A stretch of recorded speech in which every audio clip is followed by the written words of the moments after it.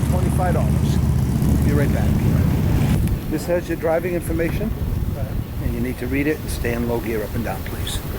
Enjoy your day.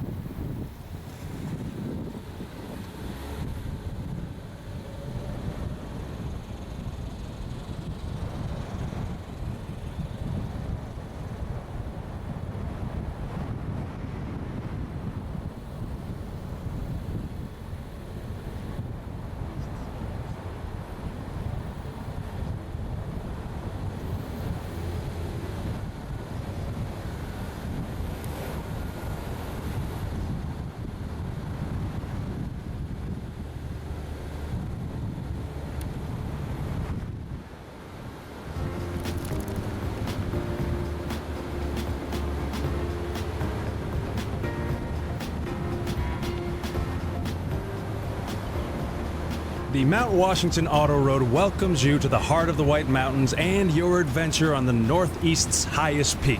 You are about to embark on a journey that will do more than just take you to the highest summit in the Northeast. You are going to the birthplace of legends, following up a path that leads through time and winds its way through woods, wind, and weather. At the state park on top, you'll see the home of the Mount Washington Observatory and the historic Summit Stage Office, which is where the world's highest winds were recorded in 1934. But more about that later. This audio tour will be your information and entertainment guide as you travel on the oldest man-made attraction in the United States. Your driving time to the top will be approximately 25 minutes, and this tour will help you understand a lot more about the remarkable views and amazing things that have happened here since the road opened to the public in 1861. Now, before we get into all the storytelling on how this remarkable road came to be and some of the funny things folks have done on it, we have some pretty important information to pass along. Among other wonders, you will be entering the fragile alpine zone, home to many rare and unique forms of plants and flowers. There will be many opportunities to stop your car and walk around, so please take care to leave these special environments as you found them. It is only because others have been thoughtful in past generations that these small, endangered treasures are still here for us to enjoy. So if you watch your step, future generations might have the same opportunity. It is only through our continued stewardship that we can protect and preserve the resources that we all treasure. Now just imagine that this road opened to the public in 1861, and the scenes which are about to unfold before you have remained unchanged since then. Also unchanged is the need for safe driving. Now the road's remarkable safety record over the past century and a half is because drivers, whether in horse-drawn vehicles of the old days or the motor vehicles of this century, respect the basic rules of safety, which apply to the trip up and down Mount Washington. As you ascend the mountain and then descend after your visit to the summit, these driving tips will help maximize safety and minimize inconvenience. Please keep the following in mind as your journey continues. The auto road has two-way traffic coming and going at all times. Keep to your side of the road. Don't worry, it's wide enough for two cars to pass anywhere on the road. We urge you to drive up in low gear. This means less work for your engine and allows it to run cooler. You should stay in low gear for your entire trip up and down the road. If ever there was a road that was designed for low gear, this is it.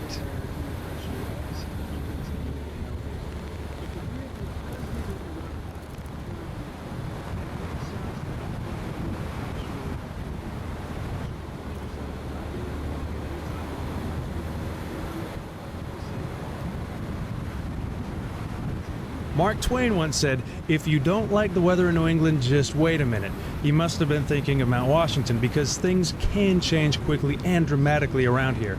Depending on conditions, you should maintain a speed of approximately 15 to 20 miles an hour. Now, your actual speed will depend on traffic and prevailing weather conditions. If it seems like you're holding up cars behind you, please be considerate of others and allow them to pass. Avoid using your air conditioner, as this may cause the engine to overwork. There will be plenty of cool air to refresh you as you continue to gain elevation. If the vehicle does begin to run hot, turn on the heater. It may sound strange, but it will actually help cool the engine. Should you find yourself driving in a fog at any time while on the mountain, turn on your headlights for the sake of all oncoming traffic. And please remember, it's a New Hampshire state law that all persons under 18 years of age must wear a seatbelt. If either on the way up or down for any reason you need assistance, flag down one of the white and green vans or road crew pickup trucks.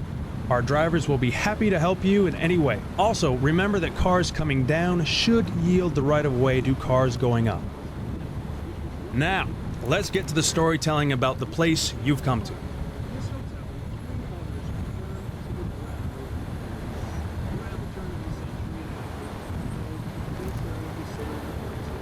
The creation of our road to the sky all began back in 1853 when the New Hampshire legislature granted a charter to General David Maycomber to build the 8-mile road to the summit. It was a challenging task he set for himself, to say the least, but he had a vision. See, the White Mountains were beginning to gain a reputation as a destination resort, with grand hotels catering to wealthy travelers for the summer season.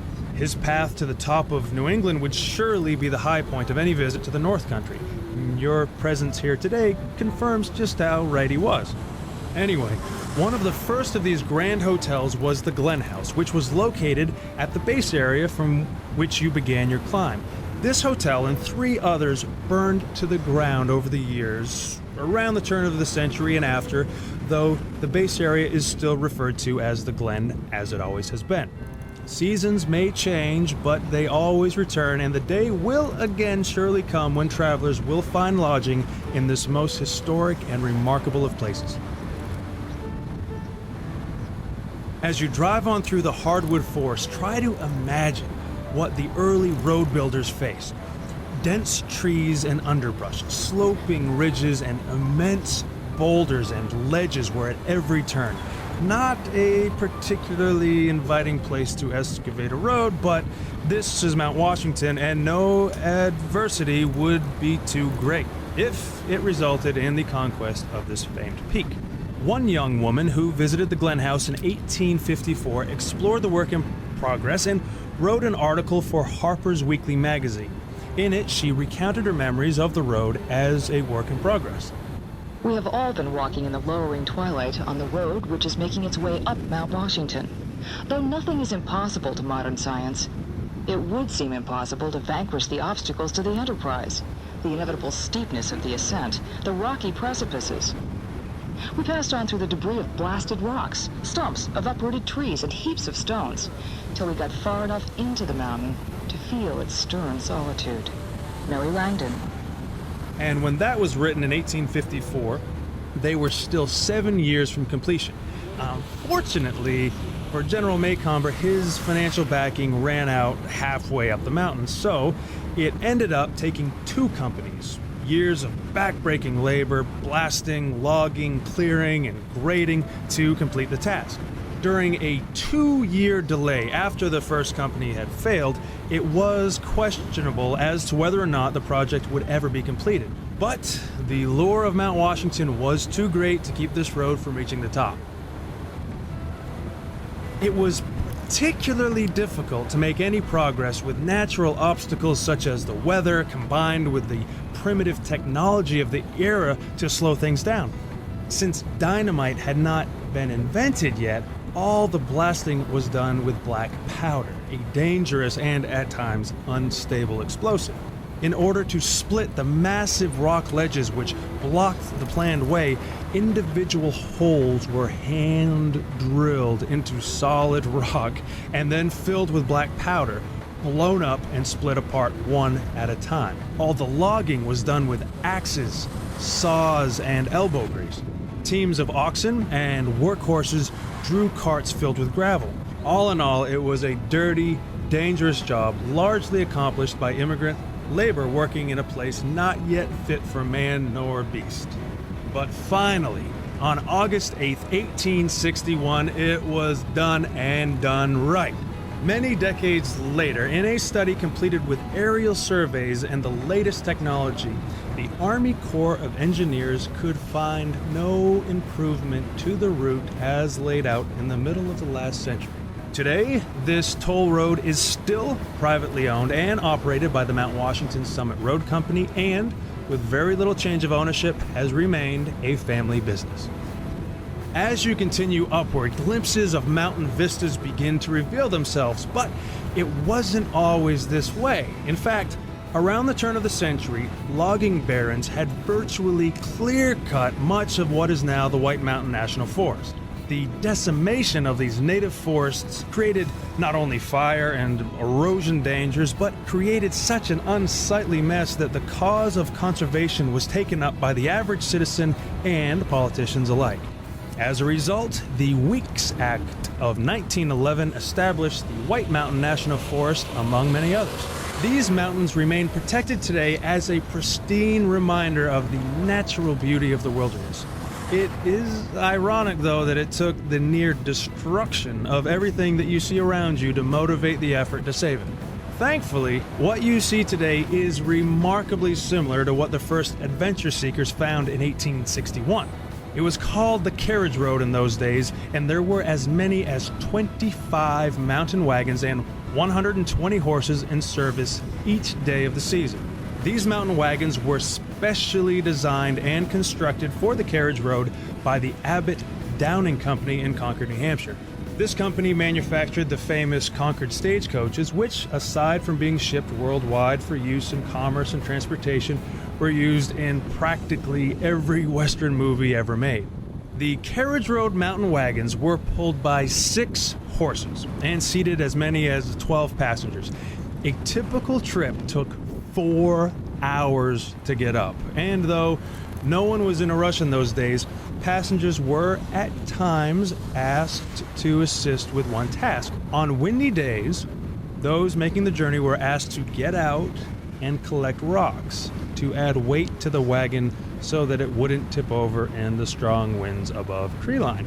Now, the ride down was another adventure in itself, taking a good 2 hours.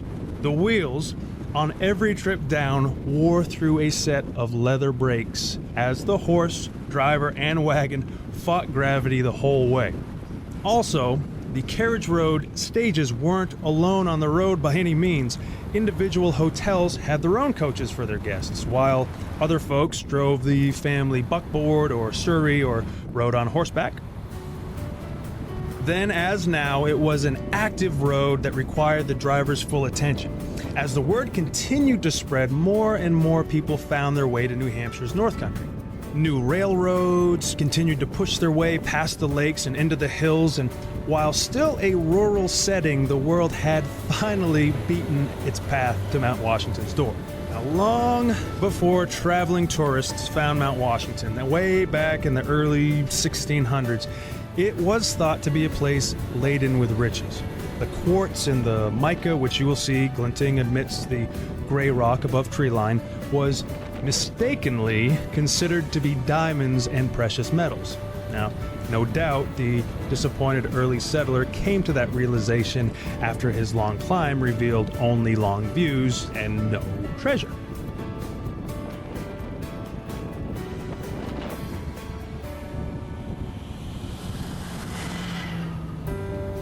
As you continue upward, you will begin to notice startling changes to the vegetation. Nearer to the bottom is a typical northeastern hardwood forest composed of maple, oak, birch, and beech trees. Further on, you'll see fewer hardwoods and more evergreens like balsam fir and spruce. And more significantly, these trees are diminishing greatly in size as the combination of wind, cold, and scarcity of proper soil create a difficult growing environment. Continuing upward, you are entering Krumholtz, or crooked wood zone. In some cases, these stunted and beautifully twisted and gnarled trees with a height of no more than just 2 or 3 feet are more than 100 years old. These unique trees have adapted to survive in this often inhospitable location, as has a wide variety of wildlife that calls this mountain range home. Moose, black bear, and deer are among the larger species, while bobcat, beaver, porcupine, raccoons, foxes, and countless types of birds can be found on Mount Washington's slopes. Even on the summit, mice, moles, shrews, and voles have all adapted to survive in this extreme environment. As your journey takes you further up the mountainside, notice it has begun to get a bit cooler and that the trees continue to get smaller. As the road goes on to its height of more than a mile in the sky, 6,288 feet to be exact, the climate changes with it, eventually reaching the equivalent temperature one may find 600 miles north of here in the Arctic tundra region. This is further exemplified by the truly stunning array of alpine flowers, lichens, and mosses, some of which can be seen preserved at the Observatory Museum at the summit. Just think of it, in the distance of just a few miles upward, you've now traveled from the more familiar hardwood forest of our region through the Krumholtz to an area more like that of Alaska and Greenland. In total, there are dozens of rare species of plants found in the alpine zone of the Presidential Range. Plants like the dwarf cinquefoil live only in the White Mountains and nowhere else in the planet and are listed as federally protected species.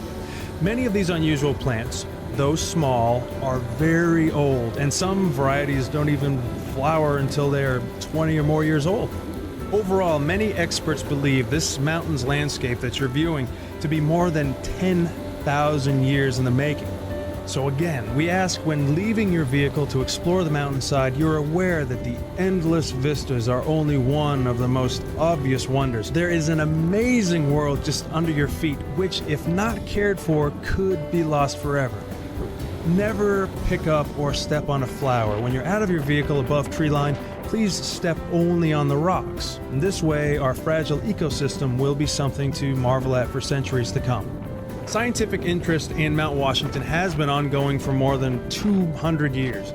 In the last century, just the novelty of being here was enough to inspire whole books.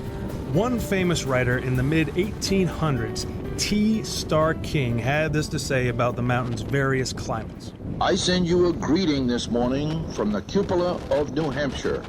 If perchance you are suffering from the heat when this missive reaches you, let your eyes cool themselves by reading that just outside the tip-top house, the mercury is at 34 degrees. The ride from the glen was very easy. We rose indeed by climate as well as ridges. It was July at the base, late September on the ledge, and November at the apex. Reverend Thomas Starr King. Now, the tip-top house he refers to was built in 1853. You're going to see it in just a bit. It is the only original summit building that survived the Great Fire of 1908. Now, the summit, as you'll see it today, has evolved greatly from how it all began so long ago. It's always been a hub of activity for travelers to the White Mountains. The summit community in the 1890s was a very busy place. It featured a large hotel, stage office, railroad station, and even had its own newspaper. Among the Clouds was the first and only newspaper ever to be published on a mountaintop. All visitors to the peak had their names published in its pages, along with the local news and gossip. In fact, the latest daily editions used to make their way down after hours on the cog railway track on a contraption known as a slide board, or more popularly known as Devil's Shingle.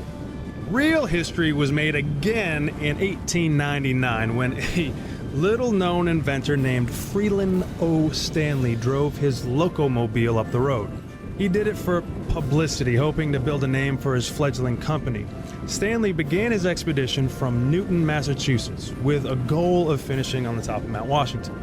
Now, the automotive age was dawning, and on August 31st, 1899, an unlikely little vehicle looking like a horse-drawn buggy without the horse became the first motor car to climb the mountain.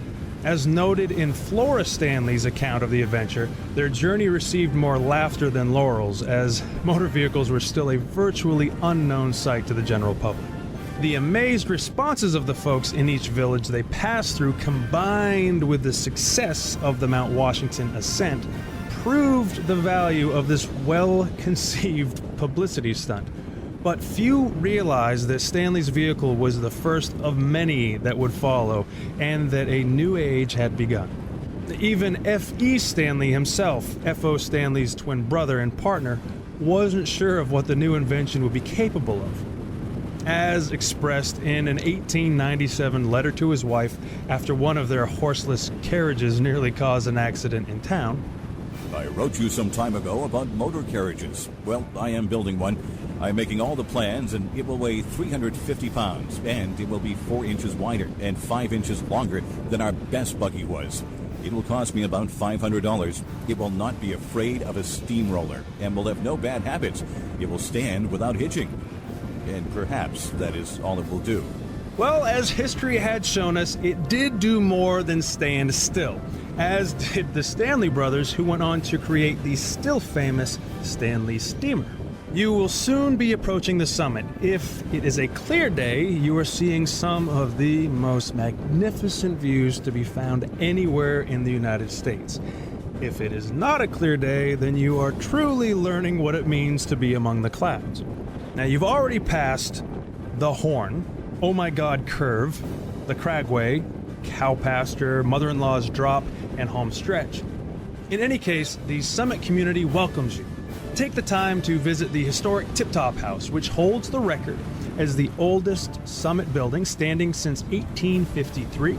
The Sherman Adams State Park building will offer you a top-of-the-world perspective from the observation deck. Hot meals and restrooms are inside. While there, wander through the Mount Washington Observatory Museum and gift shop downstairs for a look at some rare mementos of the past. And if you only see one thing, be sure to stop at the historic Summit Stage Office, which is where the observers huddled while measuring the world's highest recorded wind, 231 miles per hour in 1934. You won't have any trouble recognizing which building it is. It's the one that's chained to the ground. If your headlights are on, be sure to turn them off before exploring the summit. You should be coming to the summit pretty soon, so save the rest of this tour for when you begin the trip back down. Enjoy yourself at the top of New England.